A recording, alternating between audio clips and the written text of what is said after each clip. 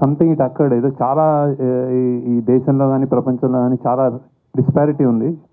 అతి గొప్పోళ్ళు ఒకళ్ళు, అతి సామాన్యులు ఒకళ్ళు, మధ్య తరగతి వాళ్ళు ఒకళ్ళు, చాలా అంటే ఒక క్లాస్ డిఫరెన్సెస్ బాగా పెరిగిపోతున్న నేపథ్యంలో సంథింగ్ చెప్పొచ్చేమో అని ఒక థాట్ నుంచి పుట్టినది. అంటే అత్యంత గొప్పవాడికి అత్యంత పేదవాడు అండ్ మధ్యలో ఇంకో ప్రపంచం, ఇది చూపించే ఒక ఐడియా వచ్చి ఇది కథ పుట్టింది అలా.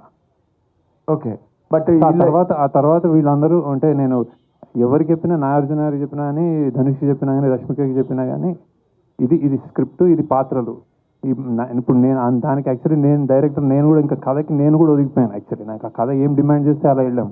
సో అందుకే నేను చెప్తుంది షూటింగ్ కానీ, అందులో ప్రొడక్షన్ వాల్యూస్ కానీ, ఇది చాలా యూనిక్గా, చాలా డిఫరెంట్ ఎక్స్పీరియన్స్ ఎందుకు ఇస్తుందంటే ఆ కథ కావాల్సిందన్నీ చేస్తాం అంటే ప్రతి ఒక్కళ్ళు ఇంక్లూడింగ్ మీ. సో అందుకే ఈ రిజల్ట్ యాక్చువల్లీ అది.